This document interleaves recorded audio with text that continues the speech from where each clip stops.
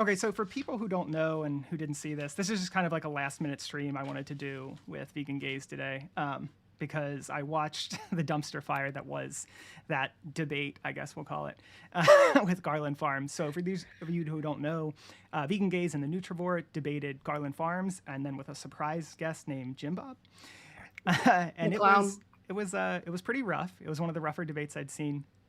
So I guess I want to kind of start out just asking you, Ellie, what led into the debate? Give us the sort of brief backstory, and then tell us just how the debate went. Yeah, so Garland Farms commented on one of my videos. If anyone wants to see the full thread, it's on my most recent video on Penguin Zero. He said people were telling him to destroy me in a debate. And I said, okay, we can go into a Zoom call, but if you want to go on the Crucible, which he said he wanted to go on, then I would like a debate partner, because I know what the moderators are like. Because I knew it would be like a 2v1 anyway. So I was like, well, I might as well have someone with me. And yeah, he was like, oh, I don't need a debate partner. I asked him for a proposition. The first one he gave me was about 23 lines long. So after a few propositions that he changed, we got to the prop. And then, you know, the day came and everything. And we were in the back room. Nutrivore said, because Andrew, the moderator, wanted some clarity on what the proposition was, even though I'm pretty sure it was sent to them in advance. Yeah, Nick said, oh, I'm assuming it's just an appeal to hypocrisy, because that's what it looks like. And Garland said nothing. Andrew was like, okay. And then Nick asked that question, for clarification, is it this? Assuming nothing of it, because in the back room it wasn't a problem. And then it devolved to the point where Garland wouldn't ask the first clarifying question about his proposition.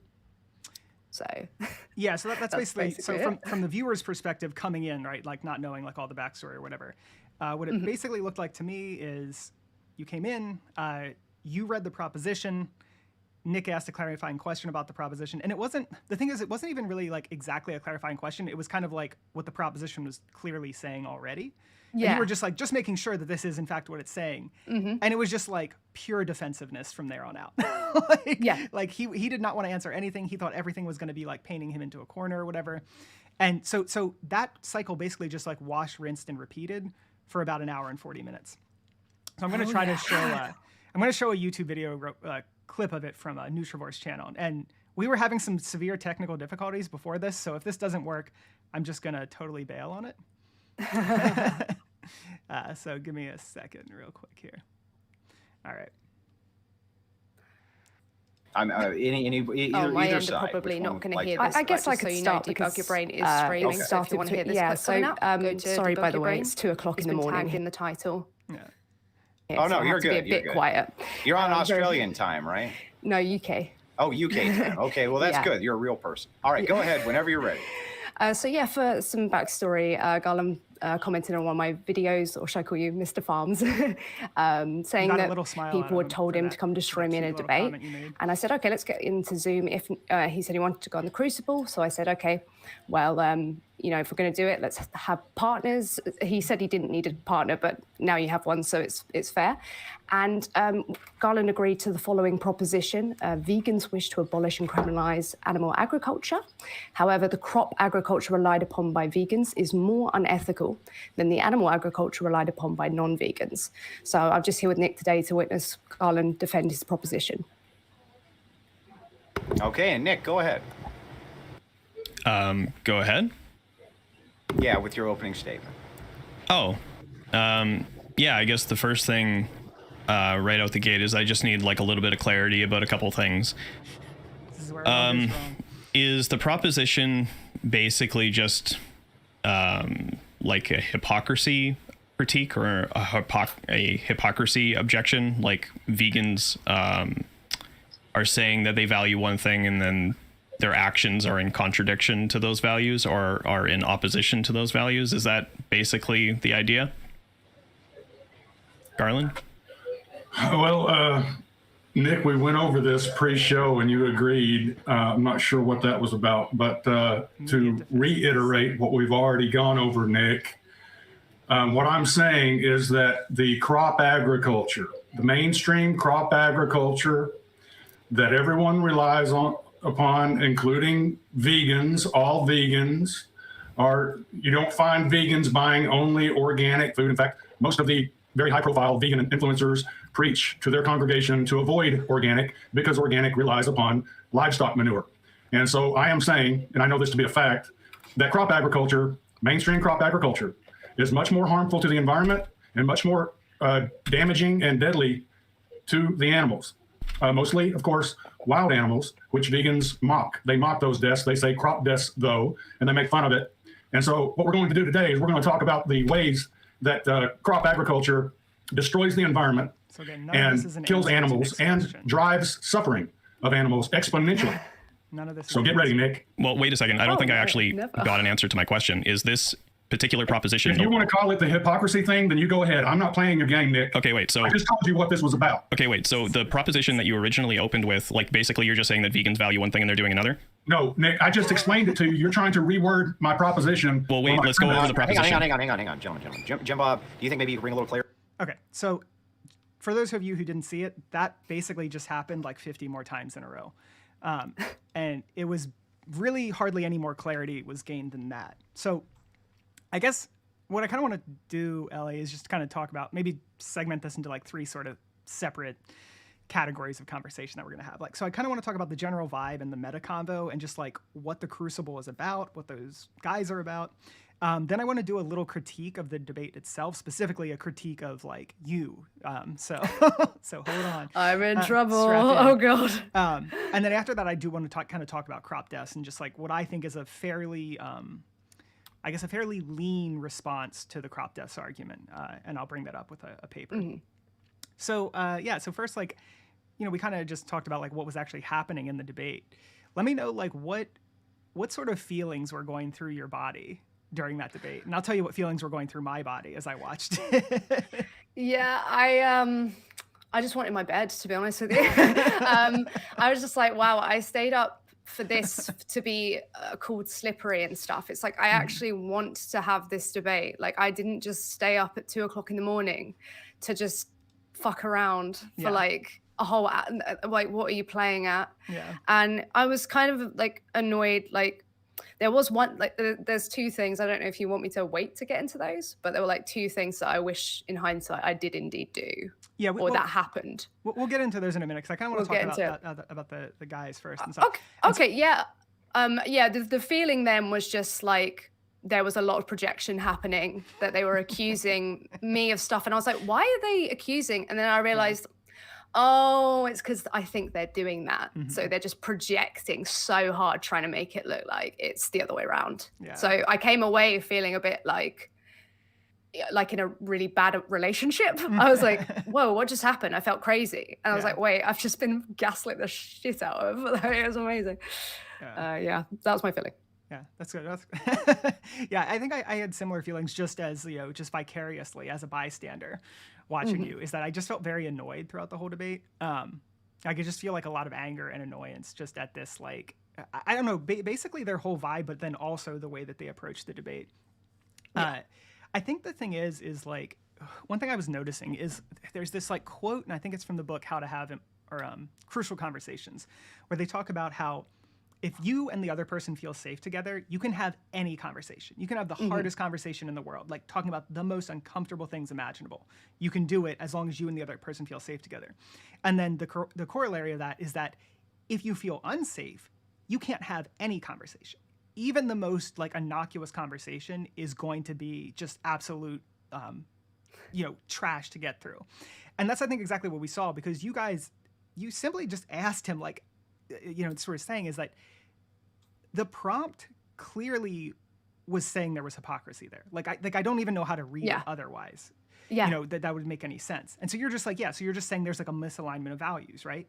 And the thing to me is that it just struck me that he felt so unsafe in that environment, and honestly kind of unsure of himself, that he could not even like just explain it and give you that clarifying comment, because, and he even says it, he's like, I'm not playing your game, I'm not going to fall for your trap, I'm not like going for these tricks or whatever.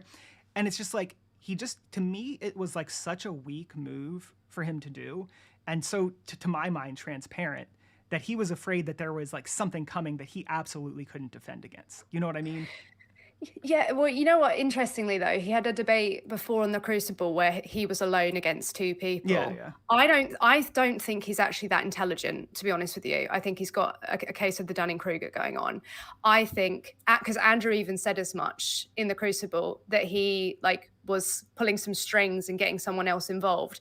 I think if it was just Garland and I, or Garland and someone else, he would have been willing. I think personally, I would bet a lot of money that he was coached into not answering the question. Like, I think either Andrew or Jim Bob knew where the line of questioning was going down, and they knew that he wouldn't be able to defend it. So they coached him, because he was saying words like that were coming out of Jim Bob's mouth. Like when later on to Avi, he was like, it's arbitrary. It's like, I don't even think you know what arbitrary means. So I don't know, you know, so I think he would, if it was just him and I, he would have gone, yeah, hypocrites, obviously. But I think there was some discussion about not, because Andrew even said as much, like, like twice. Hold on, I'm going to move my mic a little closer. I think people are saying they can't quite hear me. So, yeah, I think the Dunning-Kruger, it's good that you talked about that, because I was also going to bring that up. And also with the coaching. So, like, you know, later on in the debate, is Andrew is the moderator? That's the moderator of the Crucible? Yeah, apparently. Yeah, the moderator, right. Okay, so he's like, I predicted this. I knew it was gonna, you know, you were gonna devolve into like asking these like extra questions about the prompt or whatever. Self-fulfilling prophecy. Yeah, dude, he that's obviously what it was, because like you said, Garland Farms would have come in and not even like thought he would have just been like, yeah, hypocrisy, sure, whatever. But like Andrew engineered that into it, and then it was like, aha, I knew that was gonna happen. I knew it. It's like, yeah, because you coached him and told him that was gonna happen, you know? Yeah. So like, I think that was just like one thing where I was like, this is so dumb. And like, what are these guys doing? Like, I know. The other thing too is, and again, I don't know that much about the guys' politics and things. I assume they're right leaning. I assume they kind of seem like libertarian to me. I think so. And yeah, like, I think the thing that was funny to me about him bringing this other person on is that like, I think a thing commonly now is like to make fun of safe spaces, to, you know, not give people too much comfort, to kind of let them find their own way, feet to the fire, all that sort of thing. And it so clearly is what Andrew didn't let happen to Garland Farms. Like, as you said, like, there was definitely some Dunning-Kruger. Like, he didn't really know what he was getting into. But, I mean, if that's the case, then, like, let him fail. Let him have that experience, fail, learn from it, and say, okay, you know, there was some stuff I didn't know. Let's come back for a second debate. Like, that's fine. That's totally fine for two debate partners. It's fine to, like, get blown out in a debate, realize what you did wrong, and come back. You know, there's nothing, like that's just totally normal. And it's very much the whole, like, feet to the fire, learn from your mistakes. And so we've all been there where we think we can debate and then we have no idea. It's scary, but it has to be done. I mean, it's never happened to me, but I can understand that it has happened. Happened to me many a time. I'm like, oh. Yeah, exactly. Like, you come in and you're like, oh, wait, well, I'm out of my depth, you know? Yeah. And so yeah, I don't know why they didn't just let him learn that lesson on his own. Because they're anti-vegan. Yeah, because that's what I'm saying. It felt like a super safe space, like super defensive measures. And even like the thing of like the moderator bringing someone in, not only as a surprise, but also coaching one of the debaters. Like, this is the least objective moderator I've ever heard of. This is insane. Like, this isn't a debate channel. Like, that's not a debate channel. This is what really pissed me off about being so tired, because had I have been more sharp and aware, because as soon as I woke up the next day, I was like, hang on, because they accused us of being slippery and saying that we had all these tactics. And it was mainly the fact that they got so caught up on the apparent inability of us and sneakiness of not clarifying a question before the debate. What I should have done was go, okay, if you can't move on from the fact that you're upset that we didn't clarify something you wanted clarified before the debate, I would like you to remove the person you didn't ask to be in here before the debate. And I think if we had requested Jim Bomb leave based upon that, the pre-sup bullshit, the burden of proof switching would have, been not as present, and Garland would have probably cracked and just admitted what it's actually about. Yeah. So I'm really annoyed that I was just so tired that I couldn't see there was clear, like, hang on, ironically, hypocritical to be like, oh, I can't believe you didn't sort this out before the debate. It's like, oh, by the way, during the debate, we're going to put someone on and we're going to put you in a position where you can't say no. Otherwise, you're going to look like a coward. Like, that's so slippery. So like, this is my main critique of you. It was kind of, it's sort of the thing you just said. So I don't think whenever they said, can Jim Bob come on? This is, I think, probably the strongest critique I have of the whole thing. When he put Jim Bob up on the screen, is like, could Jim Bob come on? You guys should have said no immediately. I know. I regret. Like, I agree. I think you just. I was going to actually mind read as to why I thought you did that, but you just said it yourself. Yeah, that was and it was why because I you knew thought it looked like a weak move to not let him on. But I actually think the opposite is true. I think letting him on was the weak move, and the strong move would have been to respect your boundaries. So from any perspective you look at it, just two people, like you and Andrew agreeing beforehand, there's two people had an agreement. From the debate perspective, like this is an invalid move for debates. And even from a business perspective, right? Like you and Andrew are both running a business here, right? You're making money off this. You had a business agreement about how this was going to go. You had a meeting set up, and it had very strict parameters. Again, like I said, I've told people before, I work in the corporate world. If someone pulled whatever the analogous thing like that would be in the corporate world and just like sprung something on you last minute, like that would be a no-go. That would not be like something that we would tolerate. And so like I think that, and I hope this isn't coming off as too harsh because I know you were tired. And even in the moment, when he was doing it in the moment, I was like, Ellie, say no. I was like, please say no, Ellie, please say no. And you didn't. I was like, But I regret that immediately. I think you could have reframed it in a way that also just made them look weak, because I think it really was weak on their part, right? You could have just been like, look, we agreed to this. We're all adults. We're all consenting adults. We all said this is what we're going to do. He's a big boy. Garland Farms is a big boy. He agreed to this. He doesn't need to have someone else come on. And even like, even regardless of whether or not you think it's fair, like, because you could even been like, look, I think that we have a big advantage, not only because I think our position is stronger, but yeah, there's two of us. And that's fine because that's what he agreed to. Like, so even if this is more fair, I'm not going to agree to it in the moment because like you're crossing a boundary. We had an agreement. You know what I mean? We can do this later. We can come back later and have 2-on-2 or whatever you want, blah, blah, blah. And just like stuck the landing because it would have made their request look weak rather than your denial of the request looking weak. Because to me, that's the reality of the situation of what was like the weak or the cowardly position there. But so that's my strongest critique for you. It is my mistake. Like I'm on this trajectory, and this won't stop me from doing it, but like where I'm trying to be fair to people, because I thought, you know what, you actually probably should have a debate partner. I thought it was a mistake for him not to have one. Yeah. So I thought, I was trying to be fair, but if I'd known that it's ironic, they thought we were going to be slippery, so they decided to be slippery instead. Yeah.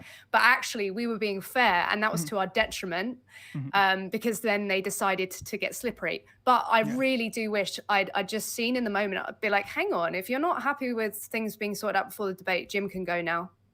Like I should have, I'm like, I looked back and I was like, why? Can you not see they're playing this like manipulation game so hard right now? And usually you're quite good at seeing it. But I was just like, yeah. So. Yeah, it was like, this is what I'm saying. So like, I don't want to come across as too harsh because I don't know these people, and the other thing too is that I don't know, whenever you're doing a YouTube channel, there's always like some sort of like pizzazz and like provocateur, sort of, just I guess sort of like dramatics that you want to bring to the table sometimes. But the impression that I get from, the best way to describe it is just like juvenile and immature. Like, and I mean that in the sense that like they're reacting in ways that I would expect like a middle schooler or like an early high school guy to react to things. And I'm not even joking about that. Like, this is the thing is like, again, I feel like I have such a weird maybe outlook on this because I haven't been in the YouTube game that long. Like I said, I just like work in the corporate world, and all of their, like the way they're reacting to things is like ludicrous. Like you would immediately be in like somewhere to be like talked to like, hey, like the way you're talking to people is not like, this is not appropriate. It's not going to work. It's like totally not good for the business. You know what I mean? It's just like, it's so weird to see adults. And I'm guessing these guys are like somewhere between like 30 and 50, especially like they're not even in their 20s. Like, no. Like just the general way I can get away with it. I was the youngest one there. Yeah, exactly. Exactly. So I can call people cunts. There you go. So yeah, I don't know. I guess the whole thing was a really like astounding to me to watch. Like, I think whatever consideration I had of like, oh, maybe I'll go in the Crucible someday and like do some sort of debate was just totally destroyed there. Like, it just felt like a total joke to me. Completely, this is completely absent the like whether or not he was answering the hypocrisy thing. Just like completely beside the point. Besides that, you know, to doctor something beforehand, you shouldn't be a moderator. I'm sorry. Like, bringing someone in alone, regardless of who brought them in, is totally like not a valid move. But then the fact that it was the moderator and then the moderator is like arguing with you two, it just and then he was like, oh, personally, like I knew it was going to happen because I don't think you're good at philosophy. I was like, you're you don't, what the hell? Like, I've come here to moderate. And then like them trying, like, I don't know, afterwards, like to be like, oh, you stay on a bit longer. Like, you know, I'm sure you enjoy it. I was like, you're playing a game with me right now. Why the fuck would I stay on? You just want to like bully me now. Like, that's literally what you want to do. You've been trying to take the piss. Just amazing. It was that's what I was saying. Like, it was like really astounding for me to see. And again, like the other thing is, maybe this is a little ageist or whatever, but whatever. Like, I've seen like streamers who are like whatever, you know, like late teens in their 20s getting into stuff like that, and it's like, yeah, I remember back then I was a little younger. I was kind of like would fly off the handle and stuff. But like I said, just like the fact that these are all like very much adults, you know, by chronological age. Like, I know. Like watching them act like this, I was just like, this is absolutely insane to me. And that's the other thing where like, to me, they came across really weak because they were so in their feels. It was crazy to me. Like, they didn't even let the debate get anywhere, and they were like just so upset by everything. It's like I don't. Yeah. So I don't know. I felt the whole thing gave me a really gross feeling.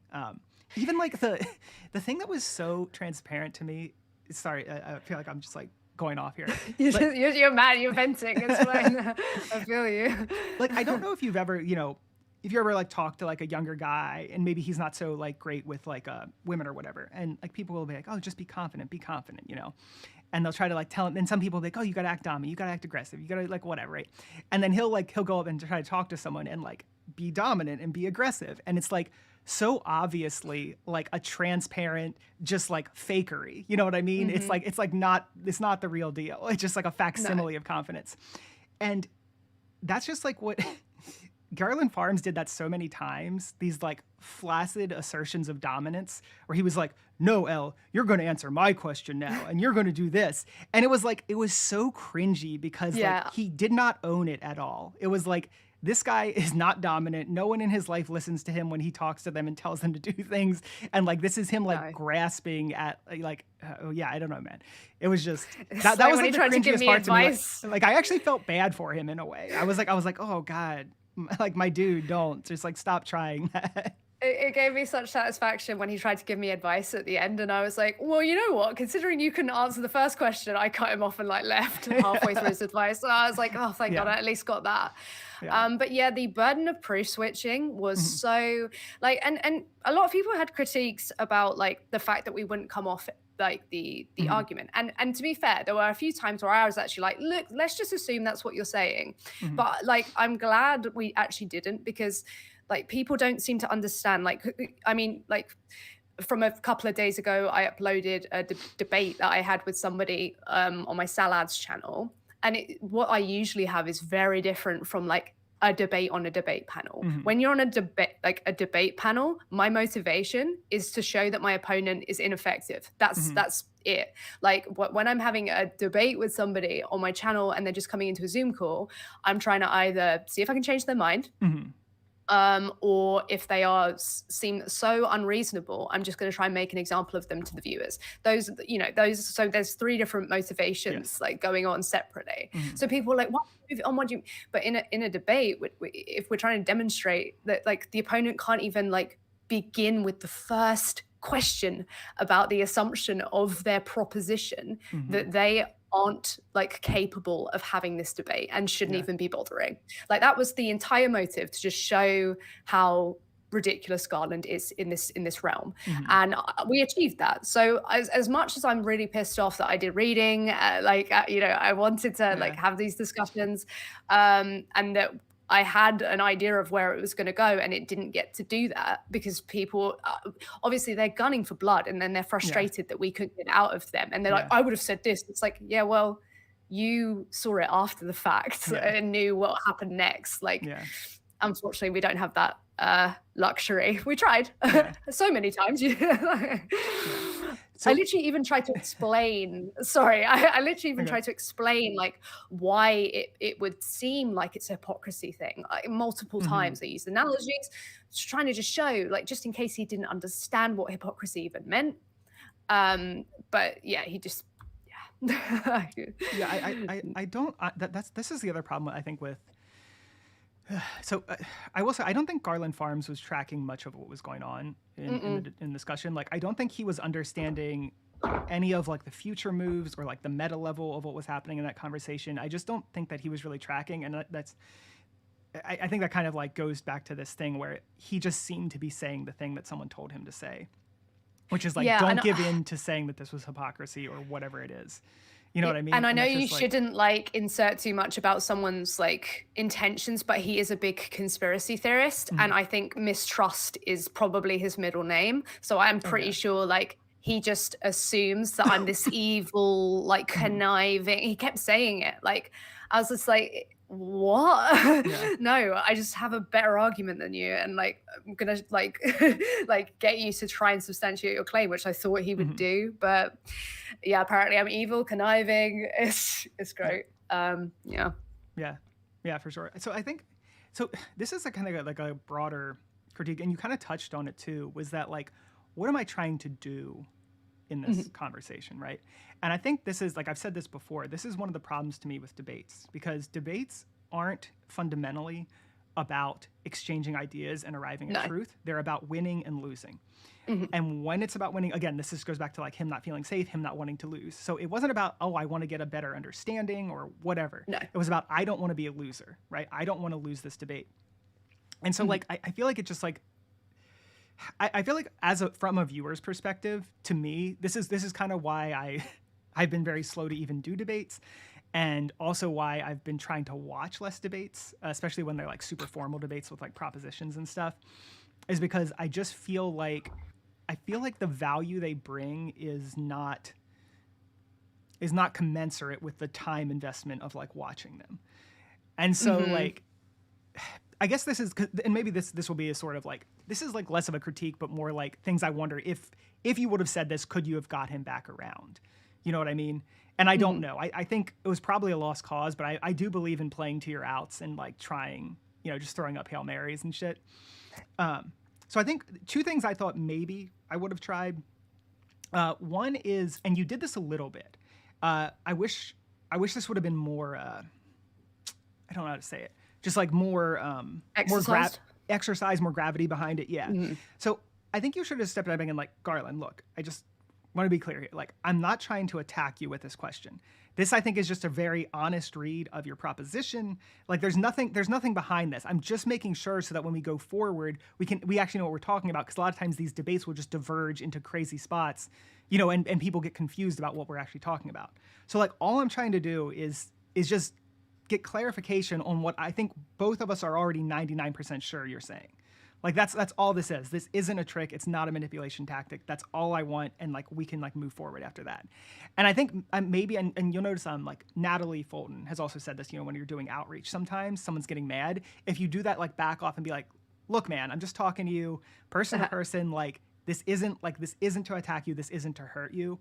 I wonder if maybe that could have cracked him. I think still low probability, but like, I don't know, like maybe something like that, I think given literally, like in any other aspect, like I would try that more. But given his, like the fact I could tell he'd been coached for a while, given the environment it was on, they'd been in the Discord hanging out. I think he'd already made up his mind that I was a conniver, that I was nasty, I was the enemy. So if I tried to say, look, because I said it a couple of times, that I'm not attacking you, I'm not trying to like do anything, I think that would have only solidified further that I'm like some sort of like slime ball trying to like manipulate him. I really think in that instance, I would bet a lot of money there would have been nothing I could have said to him on that day that would have made him trust me. Like, and again, this is my first ever debate panel, and I don't do them either. Like, if someone wants a reference of like the debates that I like, on my Salad's channel, I had a discussion with someone having a dilemma about hunting,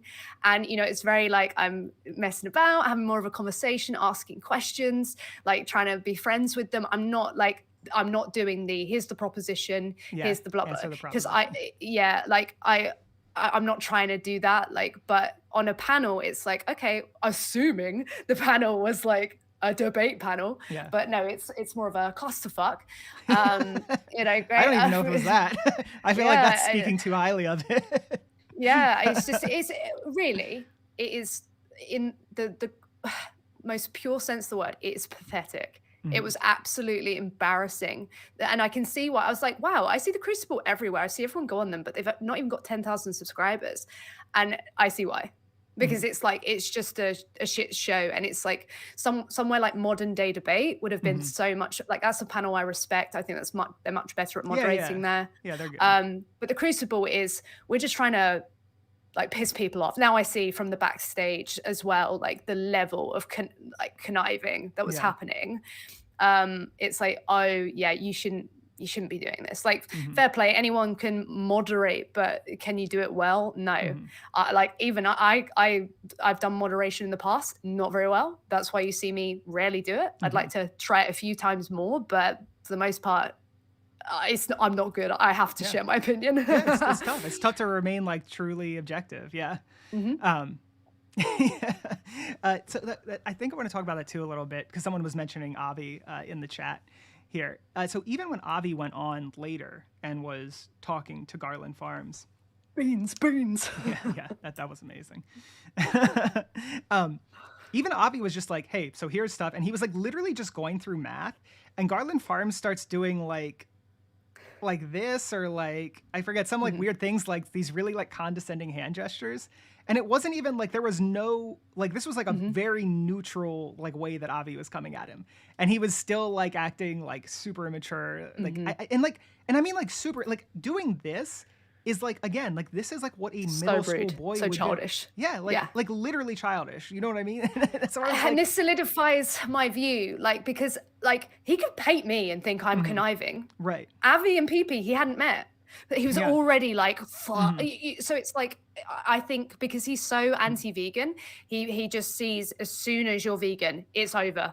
You are you know how he kept randomly bringing up that we're trying to, it was something like push onto the world this like slop that will like hurt them or something. Like, it's like he really is reading this intention on vegans. So in my personal view, as much as I'm definitely going to be doing outreach soon and like trying all the methods that I've learned from people like you and from reading certain books.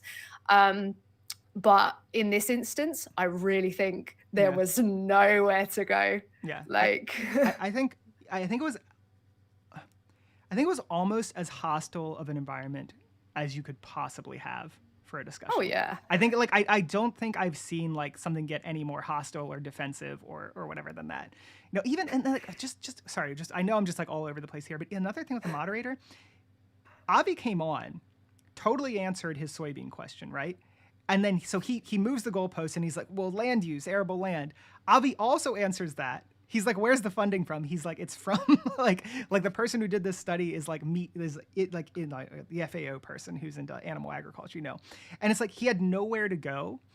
And there was like this pause, and then the moderator's like, well, guys, and I just want everyone to know I'm not rescuing him here, but we do have to get to other questions. It's like, this is clearly this is the most interesting this debate has been the entire time. This is the most interesting and the most informative. And you stop it. Yeah, and he's like, oh, well, I guess we got to get to some random questions, which we're going to be trash questions. It's like, then like, unfortunately, then Avi starts talking about me and Nutrivore, and I was like, no, don't like, they're playing with you now. They're trying to like, but yeah, I just, I was gonna say something, but it's like gone from. Oh yeah, like I was listening to the Avi part, but by that point in my stream, I was hallucinating. I was like, I couldn't even. I was just so like I was waiting for a bit of blood, like everybody else was. So I was like, I'm not leaving till I get blood. Yeah. And I got it on the bean thing. Yeah. Beans by beans. Well, yeah, that was. Love it. Classic. That was amazing when he was like, you got to count it by soybeans. It was like, this guy is like off the rails. Like, as much as we didn't get to what we wanted to, I think overall it's still a success. Yeah. Like it demonstrated like how dishonest the anti-vegan crew are on the Crucible. It advises against bothering going on there. It shows how big my balls are. Like they are big, they are dangly, they are metallic, they are massive because I went on there, so I'm happy with that. Yeah, it's just like it just shows the dishonesty. And then luckily PP and Avi went on and showed that he has no fucking idea what he's talking about. And people were like, well, like you should have got on to these things, but basically like what Avi was going on about and a couple more things would have been what we brought up had we had the chance. But apparently we didn't want to go there. Like, why did I prepare all this shit then? Like, just yeah, that's pretty great. So yeah, I don't know, the whole thing was just kind of pain, like, death. I think this is what I will say, like as a viewer, just as like a final thing that did kind of suck watching it. And I totally understand why you didn't go on and why you stuck to your guns there and just did that. But it did suck as a viewer because I was like, I do actually want to see this get talked about. Yeah. I wish there was some way to have gotten around that in a way that still like kept him, like held his feet to the fire on it. But yeah, so that kind of sucked. But yeah, let me see if there was anything else I wanted to talk about. Oh yeah, just there's all sorts of little stuff. Even like Andrew asking if Nutrivore had calluses in the beginning, like such weird things. Like and like once he said he did, he was like, oh, okay, well, never mind. It was like clearly what he's going for there is some sort of like, I don't know, Nick is soft. He's never like worked a day in the field, so like he can't say, he has no like. It's like what is he going for here? It's like just so weird. It's weird because I knew it was kind of something strange was happening because think about it, that Garland Farms was having the debate with me initially. Why did they bring on Nutrivore to clear the proposition up? Yeah, it was like he was just, so it's like they wanted to like tag him. I don't know, it was just like, why? I was like, hang on, why aren't you asking me? But I'm kind of glad they didn't, because I wouldn't have said the hypocrisy thing in the start to demonstrate that, like, you know. But I was just like, hang on. Yeah, I felt like to me the summary of the debate, just from a like I guess from a personality standpoint, is it just seemed like Garland Farms was very afraid. It seemed like he couldn't track what might happen, and because he didn't know where it would possibly go, he was too afraid to answer that question, and he just couldn't get past it. He even said, this is why I wouldn't go into a Zoom call with you. And he said it was about me interrupting, but he was like initially interrupting me. Like Jim Bob was initially making fun of my voice, and that's why I ended up asking him if he was on crack, and why I was like, if you could stop being a cunt for 5 minutes, that'd be great. But I'm pretty sure initially he just started like going at me and like, oh, Harry Potter. So that's why I was like, bottle of water. Like, what the fuck? Like, what's like you? And that's why I was like, you're just a fourth wheel. Like, why are you being like this? Yeah. Like, why? He should have gone, because it added this tension of like, you're not even supposed to be here and you know it. Yeah. And it was like, oh, there's a game being played here. Yeah. So I just wish it was the tension only on their side, and that like they hadn't actually played that game and just assumed we were playing a game. Because then it put me, like, I was just so tired. I was like, you are grown adults and this is embarrassing. And like, you were all polite. And like multiple times, if I don't like someone, I have like clear evidence of people coming on my channel who I don't like, who I think are like maybe even evil, if I even believe in that. But I still am polite to them. Yeah. It's as soon as they start getting arsey with me that I'm just like, Yeah. No.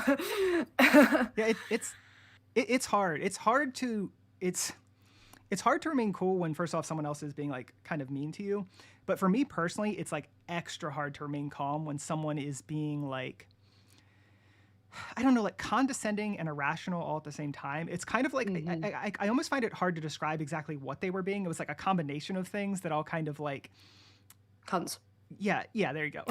I mean, it is like, yeah, it's like this perfect storm of like rage baiting, whatever it is that they were, doing, as you say. But yeah, so that was, I did want to talk about a couple of my favorite parts of the debate. That was obviously one of them. That's what the thumbnail is about. I did think that was funny. Again, I didn't even like, it just came out. I was just like, like, you know, when you're just so tired, you can't even hide your feelings. Yeah. Like usually I'm just like, but then I was like, actually, no, I can't believe you've wasted my time. Yeah. Like, And these guys also, right, if I'm not mistaken, these are the dudes who have bitten just like insane bullets, right? Like the moderator has said like he's totally fine with someone drowning puppies in their backyard. I think so. Yeah, and Jim Bob has said like he's fine with setting dogs on fire. Like just Jim some Bob, like crazy bullet bites, which I sincerely hope they do not believe, and that's like solely for like some debate bro, whatever. But just like this is like just like these like one like check mark after check mark of like these are not individuals to be taken seriously in any way. No. Like this is not a serious conversation.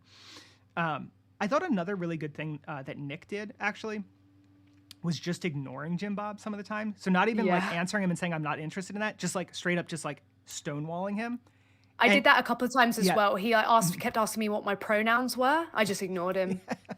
I was just like, another just complete non sequitur, like trying to like poison the well in some way. Like these two believe in pronouns, therefore you can't trust anything they say. You know, like this is like the sort of like logic I guess they're going for or something. Yeah, I was just like, cringe. Okay. But that's why, again, this is why I think like the child analogy is good for them, because whenever you were like ignoring them, it's like Jim Bob actually kind of shut up after you ignored him. He was just kind of like, and like, you know what I mean? It's like, okay, this is what a child does. You just ignore them for a little bit, and then they're like, okay, I'm not getting attention.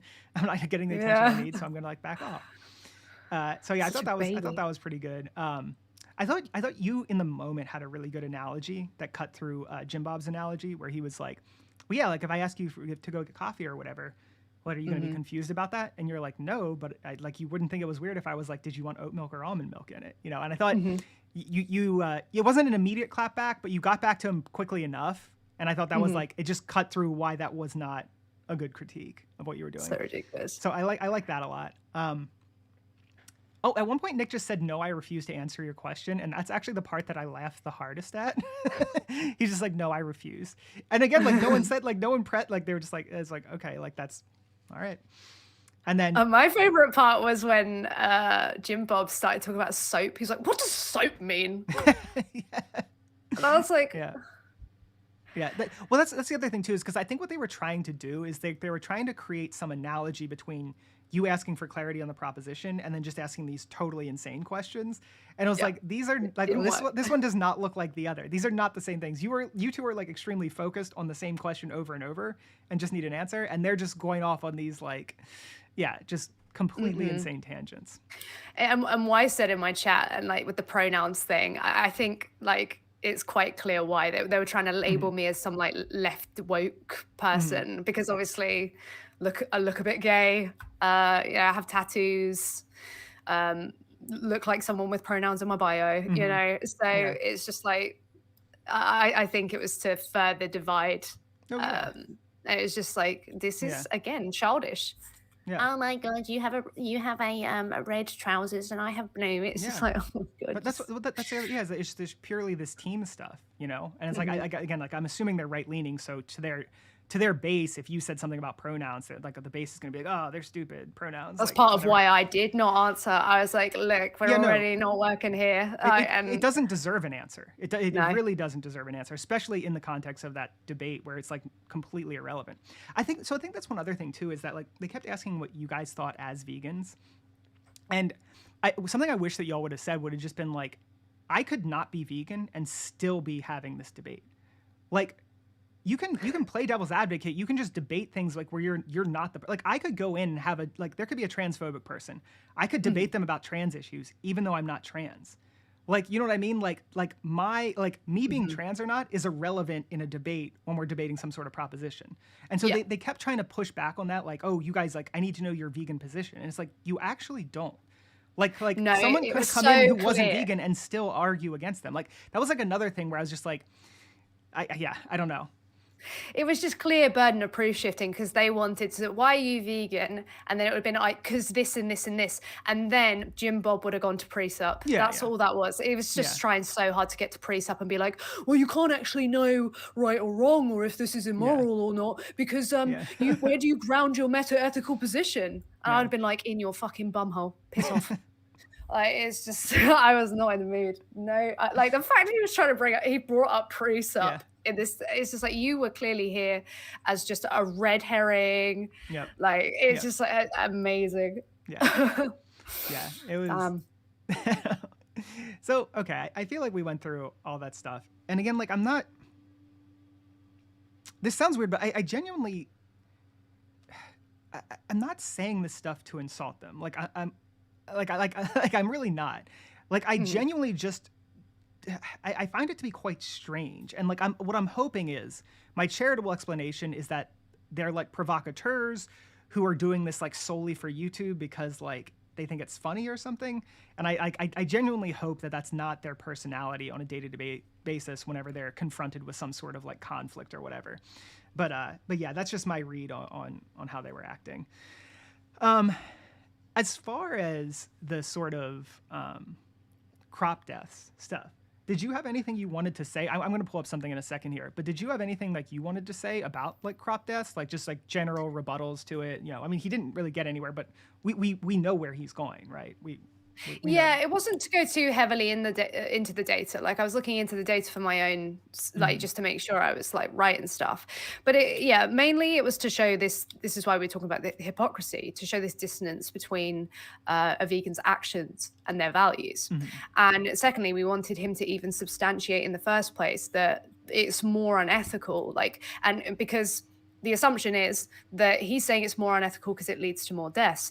Well, you know, the problem is he wouldn't have been able to substantiate that because like in pasture land, it's like, well, you know, because there's it's closer to like foliage or, you know, like a forest, there's going to be more wildlife, and with more wildlife there's going to be, you know, more range in the trophic pyramid, you know, all the animals who are killing each other.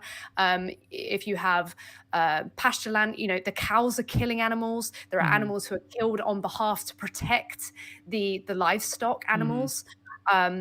There are animals who are more likely to fall to predation on pasture land.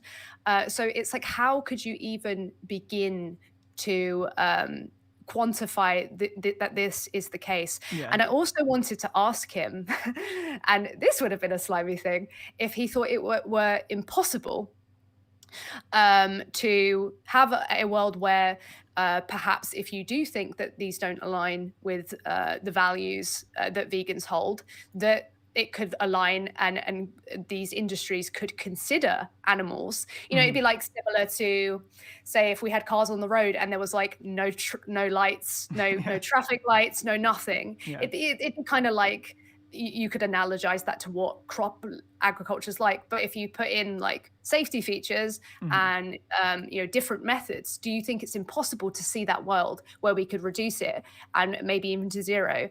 And either he would have said, yes, it is impossible, and got completely wrecked by Nick for saying impossible, or he would have said no, and it would have been like, then what the bloody hell are you whinging at? Because if like, no shit, vegans don't have their way yet. Like no shit, like animals aren't going to be considered in industries that are baked within a society that stabs animals for a sandwich filler. So there was many avenues we were going to potentially go down, because there's so much to where it doesn't make sense, but those would have been the big ones. Yeah, I think that the thing you mentioned there is something I've been thinking about. I sometimes colloquially in my own brain call this the innovation stagnation fallacy, which is like basically this idea that whatever the state of technology is now is the state of technology. And so people are like, well, we can't move forward with this because, people used to say this, like, and maybe this is dating me a bit, but back when we didn't have the little LED light bulbs, people would make complaints about, the first generation of LED light bulbs, they had this really long delay, and not really, even really long, but you'd flick the switch on and it would be like 1/1000, and then they'd come on. And there were so many people, I was like, yeah, we should, use LED lights or whatever. People are saying, yeah, we'll reduce, whatever, like a small amount of electricity. And a big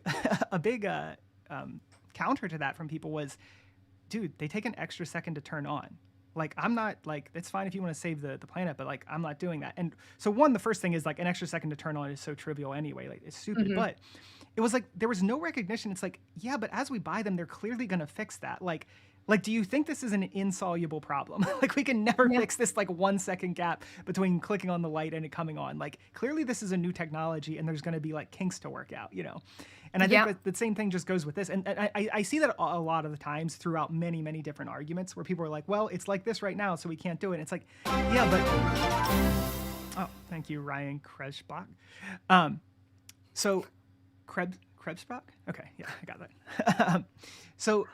Yeah, it's like, like I said, I just see this happen over and over with many different things. And it's like, it's such a weird thing, especially considering the trajectory of innovation, that people aren't just saying like, okay, yeah, but if we onboard this, like a thing that we want to do, that's going to drive innovation to it. And so we're going to be able to achieve these things. It's like, you know what I mean? Like, just like the stereotypical cases, right? Like we have like mini like computers in our pocket that can basically do everything. We've like literally been to the moon, but we're not going to be able to solve these problems of like rodents getting run over by tractors. Like what, like people who think these things can't be solved are living in delusion. Literally, as I was a child, like I remember like tape recorders and VHS and like having to put a CD in it so I could listen to it. I had to keep it level, otherwise it would, I would have never imagined having all this stuff. But so to say, oh, that would never happen, you'd sound like an absolute fool 10 years later. It's I don't know why people are like that. It's like, read a fucking book and just like find out how much has changed in the last 10 years, 20 years, 100 years. I don't know what to tell you at that point. Like And like this, and I'm not sure if you actually mentioned this either. But the other thing too is like, it's not only that we're like not that it's like a normal sort of thing where we're going to try to innovate to it, but it's like there's like 1 to 2 to maybe 3% of people are vegans in the sense that they care about animals, and so it's like such a small fraction of the population even like cares about this right now. Whereas with these other things, like massive amounts of people will care about like getting a better light bulb or whatever, and so like.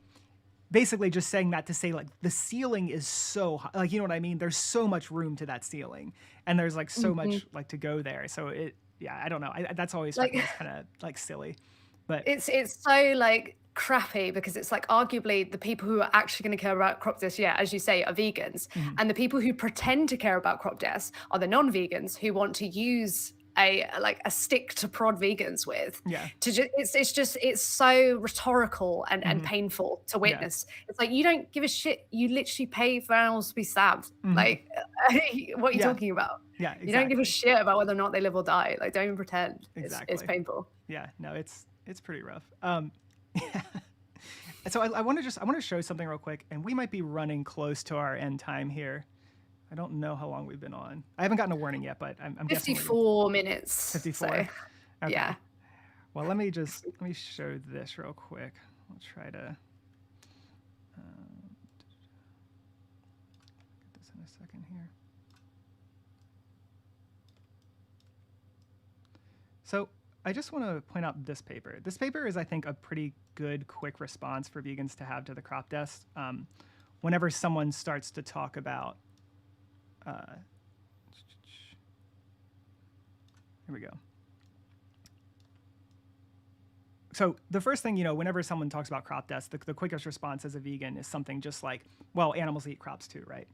Now, if the person has any sort of like, if they've watched their Joe Rogan and all that stuff, right? They're going to be like, well, like animals eat stuff that we can't eat. They eat parts of the crops that we don't eat, And so this is kind of the rebuttal to that. So this paper is called Livestock on Our Plates or Eating at Our Table. And so I just want to point out here, so whenever you hear this, like 86% of plants are inedible to humans, first off, the thing is that it's that they are not currently eaten. So that's different than inedible, just so everyone understands that. Inedible I take to mean you literally can't eat them, whereas not currently eaten means you can eat them. It's just that sometimes we don't, right? So that 86% number is even like a little smaller if you're actually talking about truly inedible. But whatever, just take the 86% number, right? That comes from this paper. The thing that's so funny about citing this is that literally like a sentence or a line or two later, it says producing 1 kilogram of boneless meat requires an average of 2.8 human edible feed in ruminant systems and 3.2 kilograms in monogastric systems. So even given the fact, according to this paper, that most of what an animal is fed is not edible by humans. We'll say not edible by humans, right? Even if we take it in the most charitable sense. Even given that, it still takes roughly 3 times the amount of human edible feed to get that same amount back out of the animal. And so what this basically means is that anything you come up with, like, the crop deaths or fertilizer is a problem or pesticides are a problem, any of those things are going to thus be magnified, even when we're talking about the part that's edible to humans. So still magnified, edible to humans, like this is sort of like, to me, now again, this doesn't address things like rotational grazing necessarily, but for the majority of any sort of animals that people are going to be eating, this is what this is talking about. The extra important thing here too is that this name and Matet, and then a couple of these other people as well, I believe, if we look at that, like who exactly that is, this person is not a vegan. So this is coming from a very non-vegan friendly source. So let's see here. So this is the person, Ann Matet, or Ann Motet, I'm not quite sure how to pronounce it. Livestock Development Officer at the FAO, has a picture of animals right up there. And if you go down, you'll see that she has worked as a livestock development officer, livestock policy officer, all since 2012. This study was done in 2017. So, like, again, you can't, first off, if the person is citing this 86% figure, that means they clearly think this paper is credible, which means they also have to think the next claim is credible, that it still takes about 3 times the amount of edible stuff. You can't reject. Right? And they can't even say, oh, but this is just some, like, vegan propaganda. This person is, like, the least vegan propaganda there is. You know what I mean? So, like, this paper to me, and again, it's not as if this is the only paper. There's a ton of papers that all at least sort of if not directly address this, address it in all sorts of oblique ways, as far as, obviously animal agriculture being worse for the environment, being more resource intensive, all that stuff. But I just would say that that's a good paper to go to have in your pocket for whenever this comes up. Like I said, it doesn't really address something like rotational grazing. So that would be like, I would check out that report, Grazed and Confused and things like that. But I think the thing that most vegans are familiar with is Our World in Data, right? Which is a great source, but there's a lot of other studies out there, so just understand that. And again, like I said, I would keep that one in your pocket. But yeah, I think that's pretty much. I mean, do you want to have any like closing statements? I don't do debate panels, and this was kind of why I do modern day debate. But like, I'm not like as much as I get called one, I'm not a debate bro. I don't enjoy like formal debate or anything like that. I prefer just having like a conversation with someone, maybe it getting a bit shitty, and then like we deal with it afterwards, and it's kind of like I don't like an actual debate. And today was kind of like, this is a really good reason why, because you just have to trust that the moderation is going to be good. But yeah, even though we didn't get to the stats that we wanted to, like Avi in Perspective Philosophy managed to go through that and demonstrate that he doesn't know what he's talking about in the brief moment before the moderator saved his ass yet again. And it's kind of like, it's a good test for me, because it is really painful when people clearly cannot see what's happened, and that like they go with the side who manipulated, and like they fall for the projection. And I really wish that on that day I had been as skeptical and untrusting of Garland as he had of me. Ironically, last night I watched Troy, and I really felt like I got Trojan horsed. And yeah, I just shouldn't have done it. Like sometimes you're right to follow your gut feeling and just not trust anyone, like that person. But I felt like being nice that day, big mistake. But yeah, it's kind of a shame that he just assumes I'm evil based upon I don't know what. But yeah. Yeah, no, I get that. I think that's like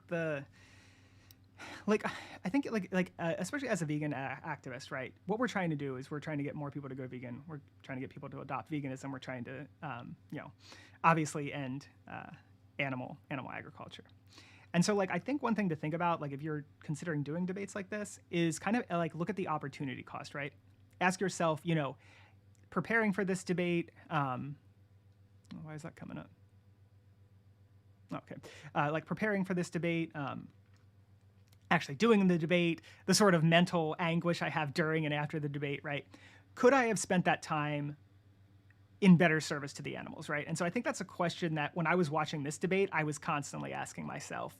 And like, especially when you have what I consider to be these like fairly bad actors, it's like this question of, is it worth platforming them in any way? You know what I mean? Yeah, I think my desire to speak to Garland overrode every like it was just like, oh my God, it's Garland Farms. I need to this guy is the crop deaths king, and it's just such a bad argument. So I'd love to talk to him.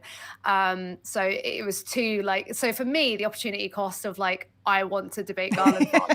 That was that. And but yeah, I didn't, which it's really annoying. I didn't expect those guys to just know he wouldn't have an argument and try and help him. That's just so fucked up. But yeah, I'm slippery. Sorry guys, my bad. Slippery me. Yeah, but oopsie. Yeah. Hey. You got like Garland Farm honey potted. Yeah, and never doubt my ball size. My balls are massive. Never. If anyone wants to call me a coward, refer to this moment where I went into the lion's den knowing that they were going to fuck with me, but not even to that degree. Then I was painfully naive. Bless me. Oh, the thing I didn't show is the thing that we talked about where it was like pre-debate. Where Nick actually says it. Let me just show that real quick. And if you get cut off, farewell. But yeah. Yeah. And guys, you're not going to hear this, but go to Debug Your Brain's stream. He's streaming as well. If you, Sorry, let me put this up real quick because this is important. So this is pre-debate when allegedly they'd never heard about this hypocrisy thing. Yeah, it's just it's very similar to the one before. It's He's in the background. I'll pull him in if I need to. But when he read it off to me, if I was going to condense it, it would be that you think that that farming meat is more ethical than vegan farming. Is it something akin to that, or can you kind of lay it out better for me? Yeah, it's just it's very similar to the one before. It's the crop agriculture that delivers the items on the vegan menu is much less. If you go by the ethics that vegans espouse, then the crop agriculture would be much less ethical than the animal agriculture that produces the meat. Okay, I see. All right. Now I at least understand the proposal. And then Nick, do you agree? You agree to that proposal, that proposition? Yeah, it just sounds like kind of like a hypocrisy critique. Just that vegans are saying that they value one thing and then they're behaving in a way that seems antithetical to those values. It seems like just a standard kind of hypocrisy critique. Okay, gotcha. All right, sounds good. Thank you. All right, so go ahead, vegan gaze. So, just nothing there, right? Mm-hmm. Nick says this sounds like a standard hypocrisy critique. Looks like hypocrisy. Garland Farms says nothing. So, and then again, acts super surprised later. So, this is, and yeah, I don't know. I forgot to show that, but I mean that is an important thing to also understand here. It colors the discussion a lot differently. So. I just, oh God, if I could do anything, it would have been just given myself the energy to realize what was happening and be like, look, if you're so upset this didn't happen pre-debate, Jim Bob has to go because I'm not happy that this wasn't solved pre-debate. Bye-bye. Yeah. There you go. Yeah. And then they would have probably kept him on and I'd been like, okay, if you're going to keep him on, answer the question. Mm-hmm. Easy peasy. So we're both upset by something. Let's Yeah. resolve it. Like, Yeah, I wonder if you could have done that, if you could have like leveraged it as a bargaining chip. yeah, You know, been like, look, I should have. either That's my big regret. like either Jim Bob like gets the fuck out of here, or you or you answer this Yeah. question or whatever. Like, Because yeah. I don't think he would Yeah. have let him go. Andrew wouldn't have wanted him to leave because he No. was so ready for it to be a shit show. Yeah. He would have been like, okay, answer the question then. Come on now. I'm the moderator. He would have pretended he's moderating. It's only fair. Yeah. Like, the burden of proof is on you. Like, Yeah. it would have, and I'm just like, oh, in an alternate universe, I had a nap before and I was fresh and ready to go. But no, my bad. Yeah. Never debating at 2 in the morning again. Okay. Yeah. It's just not the one. Okay, that's amazing. Yes, I don't know. I think that was pretty much. I mean, like, were you okay with reliving that trauma again? Have you processed it? I don't know. I don't know. I've been like, it's really quite a thing. Like I take advantage of the fact because I'm just so used to it. But like when you are going into a territory where you know people don't like you, it's really like, it's a lot. Like it's even when I go to vigils and the police are there, they hate us. Yeah. And the farmers are there, they hate us. I forget because it's just so normal to me to just be around people who hate my guts. Yeah.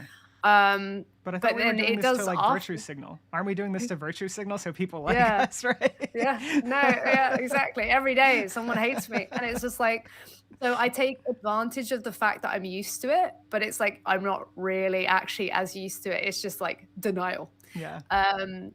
So it's kind of like, it's a lot emotionally.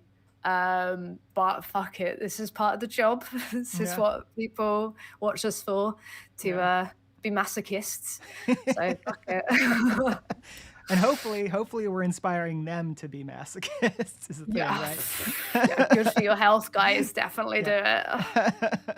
Definitely. There's lots of ways to get active though. I'm actually doing a video coming up here, hopefully in 2 weeks, about like all the different ways you could possibly get active. I'm So gonna try many to go ways. through it. And they Yeah. don't involve all masochism. But yeah, Yeah. I will be doing my my outreach stuff, like actually doing, just proving that I can do it. The debug your brain. Oh, just going juggling out vegan. soon, yeah. Yeah. I'm Nice. just gonna do it, and Nice. I'll show you how I'm a charmer. Okay, I'll tell you. I'm gonna make it happen. You'll be proud. That's awesome. I'm It very won't excited. be that shit show. I will make leeway because the Yeah. person won't be unhinged. Yeah, no, Hopefully. like again, like most people you talk to are like actually like that's the other thing. This is the only other thing I dislike about debates is that I don't know if you're familiar with this thing called the availability heuristic, but it's like things that pop into your mind easily. So things that you've witnessed recently or things that have like a really strong emotional resonance, they're available to your memory. This is the availability heuristic.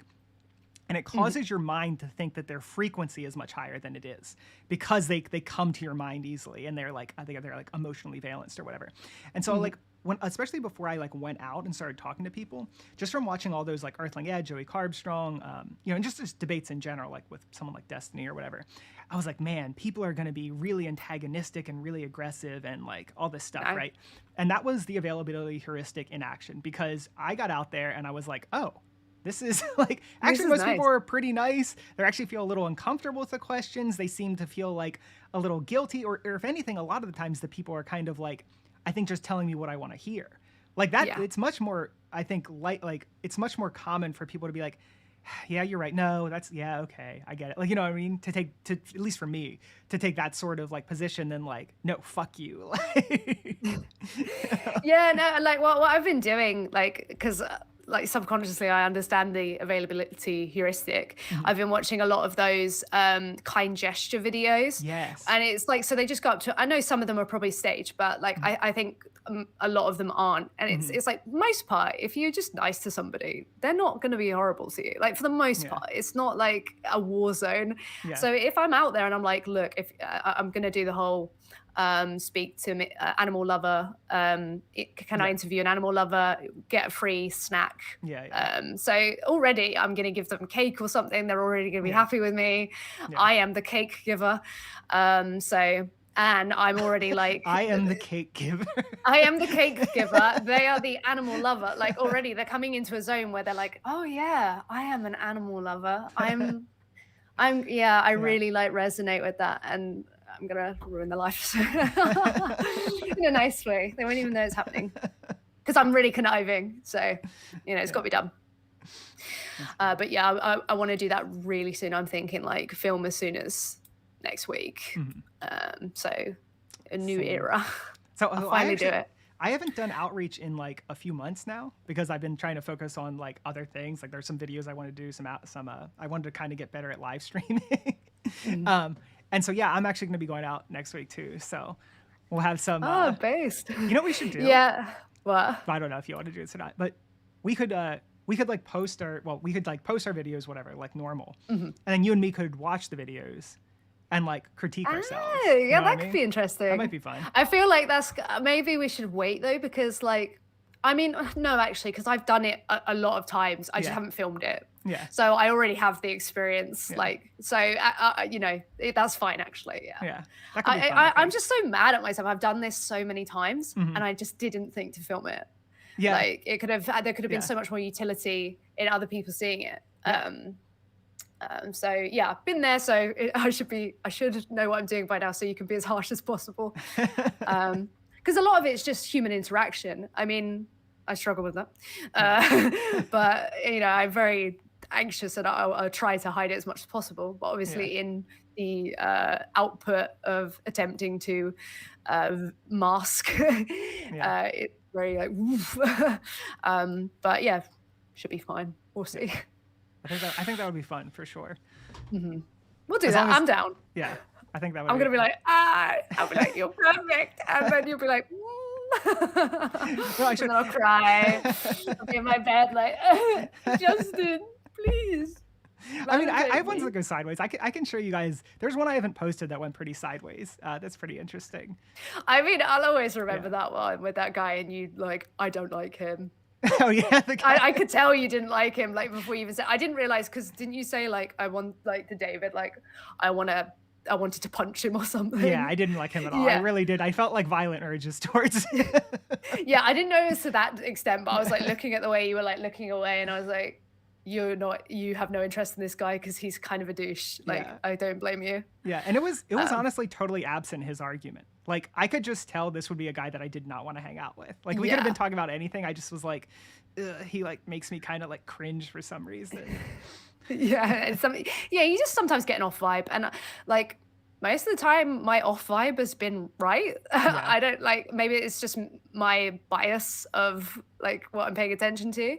Yeah. But I go with that. But for some reason I didn't go for it with the Garland debate. I just thought, you know what, I'm just gonna be fair, because they're already gonna be thinking I'm a bit nasty and conniving. I didn't think it was like they were gonna paint the picture for me. Like, damn. But yeah, my bad. Sorry that I tried to have a nice human conversation in a debate. Will not happen ever again. If I go on a panel, I'm rooting for blood. I don't give a fuck. You are the enemy. I'm ready, like, to fuck you up. Okay. Yeah. So, but yeah, panels, not the one. They're not like the place you'll find me. But you will find me with like people in my chat being like, "You're wrong," and I'll be like, "Come on here, then." Like, this is what I prefer. I'll be like, "Hello, buddy." Yeah. Well, I think that's the other thing too, is that we didn't talk about, is like there's a performative nature to a debate when you both have a channel, right? Like this is the other thing with like winners and losers. Well, like Garland Farms has a channel, right? And I was going to say the Crucible has a channel, which shouldn't matter since he's supposed to be the neutral like moderator or whatever. But like supposed to be.